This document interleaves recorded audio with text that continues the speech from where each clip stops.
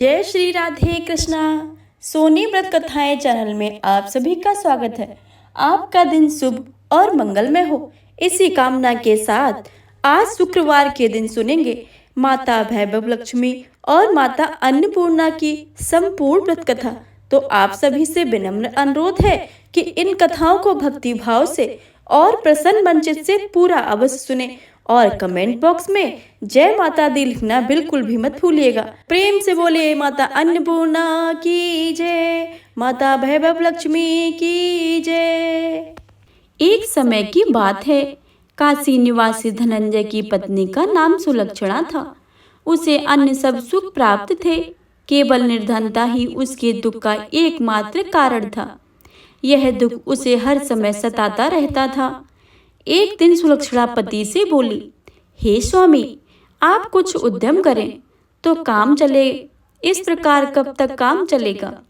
सुलक्षणा की बातें सुनकर धनंजय के मन में बैठ गई और वह उसी दिन विश्वनाथ शंकर जी को प्रसन्न करने के लिए बैठ गया और कहने लगा, हे देवादिदेव विश्वेश्वर, मुझे पूजा पाठ कुछ नहीं आता है, केवल आपके भरोसे बैठा हूँ। इतनी विनती करके वह 2-3 दिन तक भूखा प्यासा बैठा रहा। यह देखकर भगवान शंकर ने उसके कान में अन्नपूर्णा अन्नपूर्णा अन्नपूर्णा कहा। इस प्रकार 3 बार कहा। यह कौन कह गया है? यही सोच में धनंजय पड़ गया कि मंदिर में आते ब्राह्मण को देखकर पूछने लगा, पंडित जी, अन्नपूर्णा कौन है? ब्राह्मणों ने कहा, तू अन्न छोड़ बैठा है तो तुझे अन्न की बातें ही सूझती हैं। जा घर जाकर अन्न ग्रहण कर। धनंजय घर आ गया, स्त्री से सारी बातें कही। वह बोली, नाथ, चिंता मत करो, स्वयं शंकर जी ने यह मंत्र दिया है, वे स्वयं ही खुलासा करेंगे। आप फिर जाकर उनकी आराधना करो। धनंजय फिर जैसा ही तैसा पूजा में बैठ गया। रात्रि में शंकर जी ने आज्ञा दी कि तू पूर्व दिशा में चला जा। वह अन्नपूर्णा का नाम जपता रहता और रास्ते में फल खाता जाता, झरनों का पानी पीता जाता। इस प्रकार कितने ही दिनों तक चलता गया। वहां उसे सोने चांदी सी चमकती वन की शोभा दिखने में आई। सुंदर सरोवर देखने में या उसके किनारे कितनी ही अप्सराएं झुंड बनाए बैठी थी। एक कथा सुनती और सब मिलकर माँ अन्नपूर्णा इस प्रकार बार बार कहती थी। यह अगहन मास का उजेली रात थी और आज से ही व्रत का आरंभ था। जिस शब्द की खोज करने वह निकला था, वह उसे सुनने को मिल गया। धनंजय ने उसके पास जाकर पूछा कि हे देवियों, आप यह क्या करती हो? उन सब ने कहा कि हम माँ अन्नपूर्णा का व्रत करती हैं। धनंजय ने पूछा, व्रत पूजा करने से क्या होता है? यह किसी ने किया भी है? यह कब किया जाता है? कैसा व्रत है और कैसी विधि है? मुझसे भी विस्तार में बतलाइए। वे कहने लगी, इस व्रत को सब कोई कर सकते हैं। 21 दिन तक लिए 21 गांठ का सूत लेना चाहिए। 21 दिन यदि ना बने तो एक दिन उपवास करें। यह भी ना बने तो केवल कथा सुनकर प्रसाद लें। निराहार रहकर कथा करें। कथा सुनने वाला कोई ना मिले तो पीपल के पत्तों को रखकर सुपारी या घृत कुमारी वृक्ष को सामने दीपक को साक्षी करके सूर्य, गाय, तुलसी या महादेव को बिना कथाएं सुने मुख में दाना न डालें। यदि भूल से कुछ पड़ जाए तो 1 दिवस फिर उपवास करें। व्रत के दिन क्रोध ना करें और झूठ न बोले। धनंजय बोला, इस व्रत को करने से क्या होता है? वे कहने लगी, इसके करने से अंधों को नेत्र मिले, लूलों को हाथ मिले, निर्धन के घर धन आवे, बांझे को संतान मिले, मूर्ख को विद्या आवे। जो जिस कामना से व्रत करे, माँ उसकी इच्छा पूरी करती है। वह कहने लगा, बहनों, मेरे पास तो धन नहीं है, विद्या नहीं है, कुछ भी तो नहीं है। मैं तो दुखिया ब्राह्मण हूँ, मुझे इस व्रत का सूत दोगी? हाँ भाई, तेरा कल्याण हो, हम तुम्हें अवश्य देंगी। ले यह व्रत का मंगल सूत ले। धनंजय ने व्रत किया।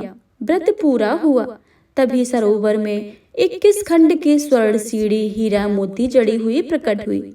धनंजय जय अन्नपूर्णा अन्नपूर्णा कहता जाता था। इस प्रकार कितनी ही सीढ़ियां उतर गया तो क्या देखता है कि करोड़ों सूर्य से प्रकाशमान अन्नपूर्णा का मंदिर है। उसके सामने स्वर्ण सिंहासन पर माता अन्नपूर्णा विराजमान है। सामने भिक्षा हेतु शंकर भगवान खड़े हैं। देवंगनाएं चोर ढुलाती हैं। कितनी ही हथियार बांधे पहरा दे रही हैं। धनंजय दौड़कर जगदम्बा के चरणों में गिर गया। देवी उसके मन का कलेश जान गई। धनंजय कहने लगा कि माता, आप तो अंतर्यामिनी हो, आपको अपनी दशा क्या बताऊं। माता बोली, मेरा व्रत किया है, जा संसार तेरा सत्कार करेगा। माता ने धनंजय की जिह्वा पर बीज मंत्र लिख दिया। अब वह तो उसके रोम रोम में विद्या प्रकट हो गई। इतने में क्या देखता है कि वह काशी विश्वनाथ के मंदिर में खड़ा है। माँ का वरदान लेकर धनंजय घर आ गया। सुलक्षणा से सारी बातें कही। माता जी की कृपा से उसके घर में संपत्ति उमड़ने लगी। छोटा सा घर बहुत बड़ा गिना जाने लगा। जैसे शहद के छत्ते में मक्खियां जमा होती हैं, उसी प्रकार अनेक सगे संबंधी आकर उनकी बड़ाई करने लगे। कहने लगे, इतना धन और इतना बड़ा घर, सुंदर संतान नहीं तो इस कमाई का कौन भोग करेगा। सुलक्षणा से संतान नहीं है, इसलिए तुम दूसरा विवाह कर लो।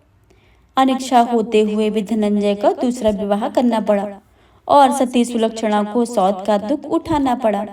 इस प्रकार दिन बीतते गए। फिर अगहन मास आया। नए बंधन में बंधे पति पत्नी ने सुलक्षणा से कहा कि हम व्रत के प्रभाव से सुखी हुए हैं, इस कारण यह व्रत नहीं छोड़ना चाहिए। यह माता जी का प्रताप है जो हम इतने संपन्न और सुखी हैं। सुलक्षणा की बातें सुनकर धनंजय उसके यहाँ आया और व्रत में बैठ गया। नहीं बहू को इस व्रत की खबर नहीं थी। वह धनंजय के आने की राह देख रही थी। दिन बीतते गए और व्रत पूर्ण होने में 3 दिवस ही बाकी थे कि नहीं बहू को खबर पड़ी कि उसके मन में ईर्ष्या की ज्वाला दहकने लगी।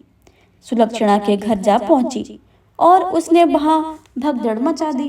वह धनंजय को अपने साथ ले गई। नए घर में धनंजय को थोड़ी देर के लिए निद्रा भी न आए।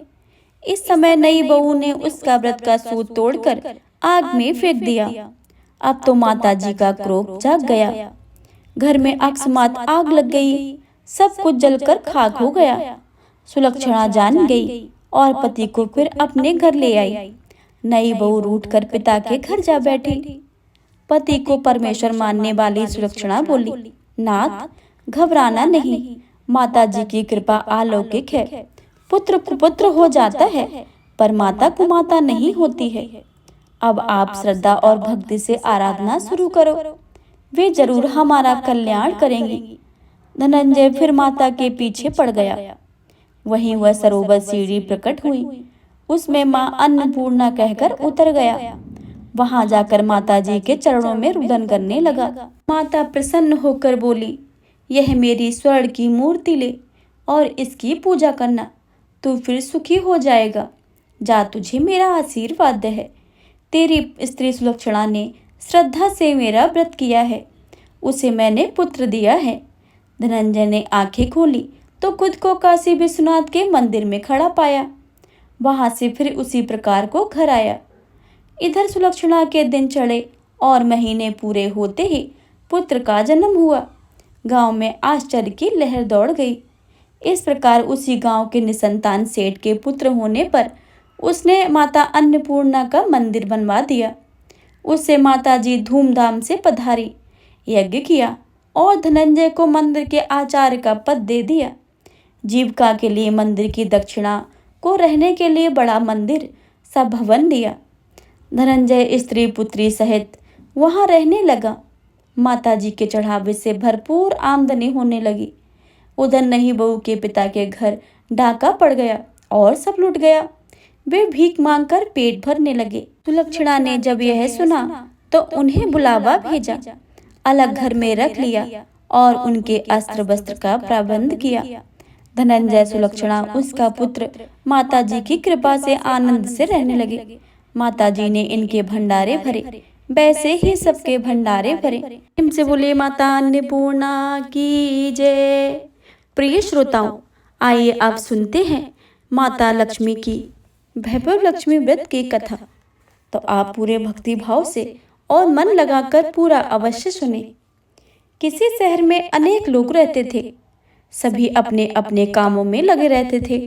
किसी को किसी की परवाह नहीं थी। भजन कीर्तन भक्ति भाव दया माया परोपकार जैसे संस्कार कम हो गए हैं। शहर में बुराइयां बढ़ गई थी। शराब जुआ रेस व्यभिचार चोरी डकैती वगैरह बहुत से गुनाह शहर में होते थे। इतने बावजूद शहर में कुछ अच्छे लोग भी रहते थे। ऐसे ही अच्छे लोगों में शीला और उनकी पति की गृहस्थी मानी जाती थी। शीला धार्मिक प्रवृत्ति की थी और संतोषी स्वभाव वाली थी। उनका पति भी विवेकी और सुशील था। शीला और उसका पति कभी किसी की बुराई नहीं करते थे और प्रभु भजन में अच्छी तरह समय व्यतीत करते थे। शहर के लोग उनकी गृहस्थी की सराहना करते थे। देखते ही देखते समय बदल गया। शीला का पति बुरे लोगों से दोस्ती कर बैठा। वह जल्द से जल्द करोड़पति होने को ख्वाब देखने लगा, इसलिए वह गलत रास्ते पर चल पड़ा। फलस्वरूप वह करोड़पति बन गया। यानी रास्ते पर भटकते भिखारी जैसी उसकी हालत हो गई थी। शराब जुआ रेस चरस गांजा वगैरह बुरी आदतों में शीला का पति भी फंस गया। दोस्तों के साथ उसे भी शराब की आदत हो गई।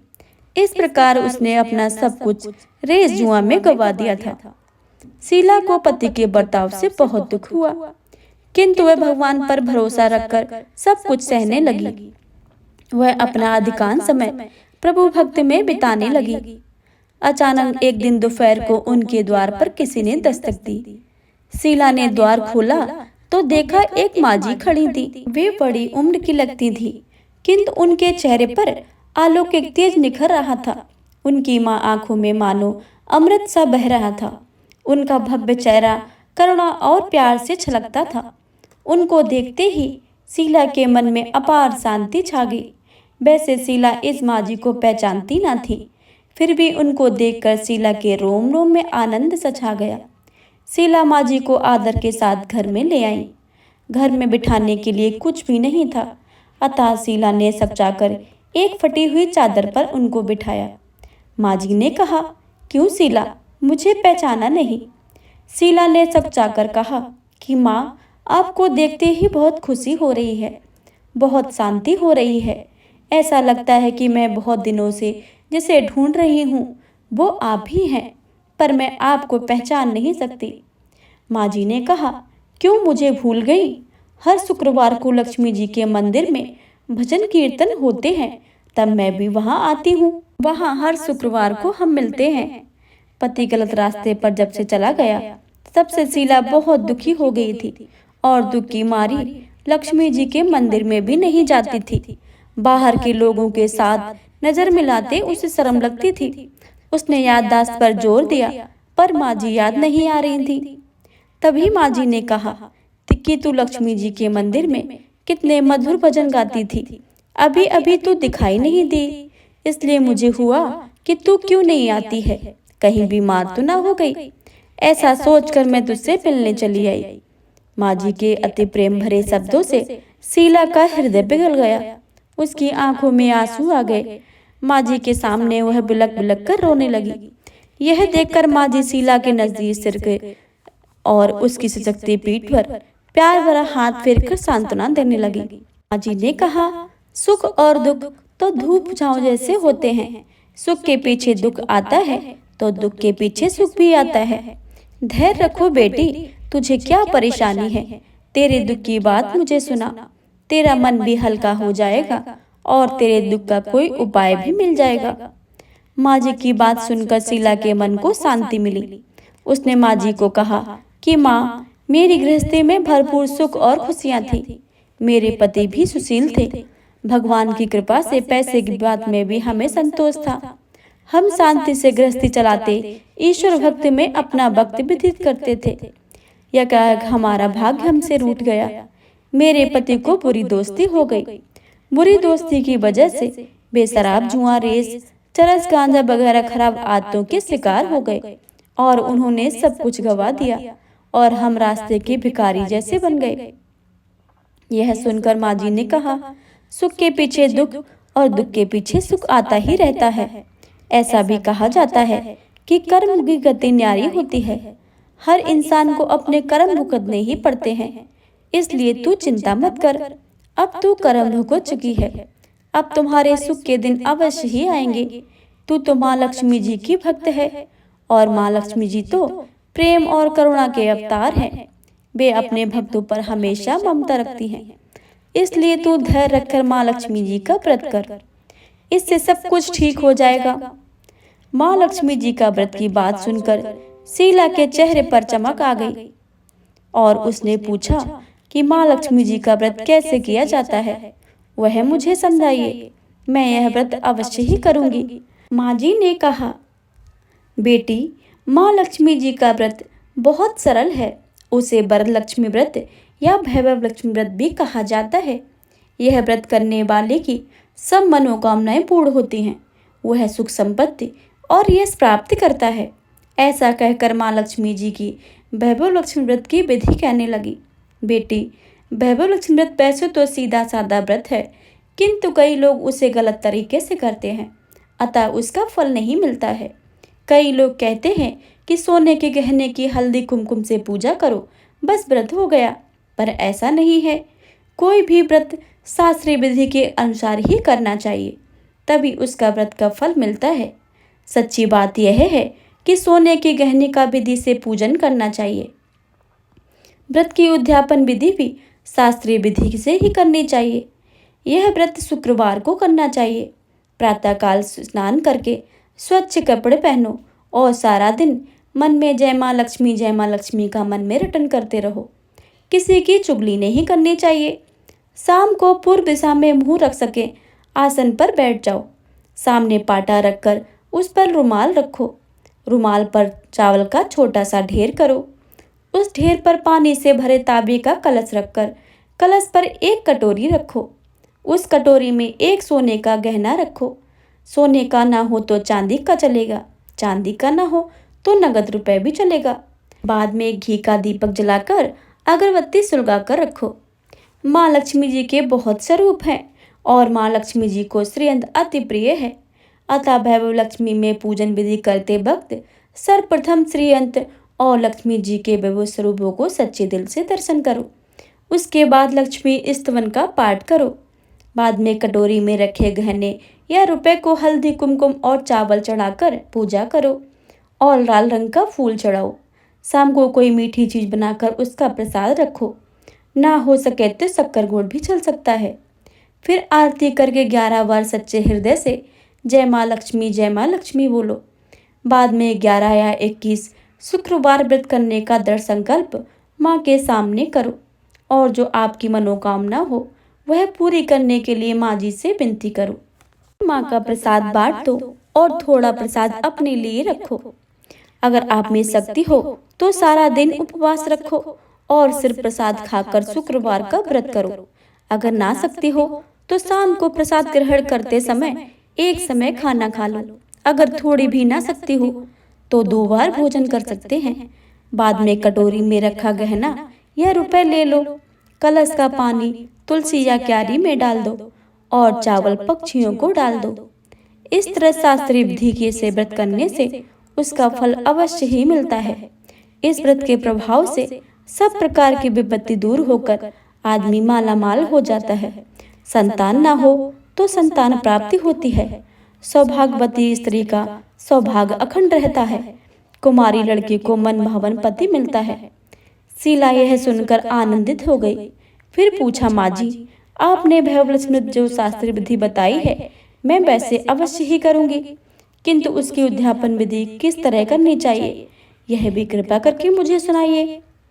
माँ जी ने कहा, 11 या 21 जो मन्नत मानी हो उतने शुक्रवार यह वैभव लक्ष्मी पूरी श्रद्धा और भावना से करना चाहिए। व्रत के आखिरी शुक्रवार को खीर या नैवेद्य रखो। पूजन विधि हर शुक्रवार को करते हैं वैसी ही करनी चाहिए। पूजन विधि के बाद श्रीफल तोड़ो और कम से कम 7 कुमारी या सौभाग्यशाली स्त्रियों को कुमकुम का तिलक करके वैभव लक्ष्मी व्रत की एक एक पुस्तक उपहार में देनी चाहिए और सबको खीर का प्रसाद देना चाहिए। फिर धन लक्ष्मी स्वरूप, वैभव लक्ष्मी स्वरूप माँ लक्ष्मी जी की छवि को प्रणाम करें और माँ लक्ष्मी जी का यह स्वरूप वैभव देने वाला है। प्रणाम करके मन ही मन भावुकता से माँ लक्ष्मी जी की प्रार्थना करते वक्त कहें कि हे माँ धन लक्ष्मी, हे माँ वैभव लक्ष्मी, मैंने सच्चे हृदय से आपका व्रत पूर्ण किया है, तो माँ हे हमारी मनोकामनाएं पूर्ण करो, हमारा सबका कल्याण कीजिए। जिसे संतान न हो उसे संतान देना, सौभाग्यशाली स्त्री का सौभाग्य अखंड रखना, कुमारी लड़की को मन भावन पति देना। आपका यह चमत्कारी वैभव लक्ष्मी जो सा करे उसकी सब विपत्ति दूर करना, सबको सुखी करना। हे माँ, आपकी महिमा अपरंपार है। माँ जी के पास से वैभव लक्ष्मी की शास्त्रीय विधि सुनकर शीला भविभोर उठी। उसे लगा मानो सुख का रास्ता मिल गया हो। उसने मन आंखें बंद करके मन ही मन क्षण संकल्प लिया और कहा कि हे माँ वैभव लक्ष्मी, मैं माँ जी के कहे मुताबिक श्रद्धा के से शास्त्रीय विधि से वैभव लक्ष्मी 21 शुक्रवार तक करूंगी और व्रत के शास्त्रीय विधि के अनुसार उद्यापन विधि भी करूंगी। शीला ने संकल्प करके आंखें खोली तो देखा सामने कोई न था। वह विस्मित हो गई कि माँ जी कहाँ गई। यह माँ जी दूसरा कोई न था, साक्षात लक्ष्मी जी ही थी। शीला लक्ष्मी जी की भक्त थी, इसलिए अपने भक्त को रास्ता दिखाने के लिए माँ लक्ष्मी देवी माँ जी का स्वरूप धारण करके शीला के पास आई थी। दूसरे दिन शुक्रवार था। प्रातः काल स्नान करके स्वच्छ कपड़े पहनकर शीला ने मन ही मन श्रद्धा और पूरे भाव से जय माँ लक्ष्मी का मन में रटन करने लगी। सारा दिन किसी की चुगली नहीं की। शाम हुई तब हाथ मुंह धोकर शीला पूर्व दिशा में मुंह करके बैठी। घर में पहले सोने गहने बहुत से थे, पर पति ने गलत रास्ते पर चलकर सब गहने गिरवी रख दिए थे। पर नाक की चुन्नी बच गई थी। नाक की चुन्नी को निकालकर उसे धोकर शीला ने कटोरी में रख दी। सामने पाटे पर रुमाल रखकर मुट्ठी भर चावल का छोटा सा ढेर किया। उस पर तांबे का पानी भरकर कलश रखा। उसके ऊपर चुन्नी वाली कटोरी रखी। फिर विधि पूर्वक वंदन, स्तुवन, पूजन वगैरह किया और घर में थोड़ी शक्कर थी, वह प्रसाद में रखकर वैभव लक्ष्मी व्रत किया। यह प्रसाद पहले पति को खिलाया। प्रसाद खाते ही पति के स्वभाव में फर्क पड़ गया। उस दिन उसने शीला को मारा नहीं और सताया भी नहीं। शीला को बहुत आनंद हुआ। उसके मन में वैभव लक्ष्मी के लिए श्रद्धा और भी बढ़ गई। शीला ने पूर्ण श्रद्धा से, भक्ति से 21 शुक्रवार तक व्रत किया। 21वें शुक्रवार को विधि पूर्वक इस्ध्यापन विधि करके 7 स्त्रियों को वैभव लक्ष्मी की 7 पुस्तकें उपहार में दी। फिर माता जी के धनलक्ष्मी स्वरूप को छवि को बंधन करके भाव से मन ही मन प्रार्थना करने लगी। हे मां धनलक्ष्मी, मैंने आपका वैभव लक्ष्मी करने की जो मन्नत मानी थी वह व्रत आज पूर्ण किया है। हे माँ, हमारे हर विपत्ति को दूर करो, हमारा सबका कल्याण करो। जिसे संतान न हो उसे संतान देना, सौभाग्यवती स्त्री का सौभाग्य अखंड रखना, कुंवारी लड़की को मन भावन पति देना। जो आपका यह चमत्कारी वैभव लक्ष्मी जो करे उसकी सब विपत्ति दूर करना, सबको सुखी करना। हे माँ, आपकी महिमा अपरंपार है। ऐसा बोलकर लक्ष्मी जी के धनलक्ष्मी स्वरूप को छवि को प्रणाम किया। इस तरह शास्त्रीय विधि से शीला ने श्रद्धा से व्रत किया और तुरंत ही उसे फल मिला। उसका पति सही रास्ते पर चलने लगा और अच्छा आदमी बन गया और कड़ी मेहनत करके व्यवसाय करने लगा। धीरे धीरे समय परिवर्तित हुआ और उसने शीला के गिरवी रखे हुए गहने छुड़ा लिए।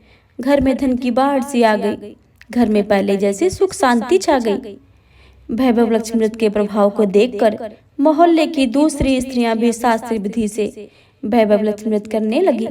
हे मां धनलक्ष्मी, आप जैसे शीला पर प्रसन्न हुई हैं, उसी तरह आपका व्रत करने वाले सब पर प्रसन्न होना।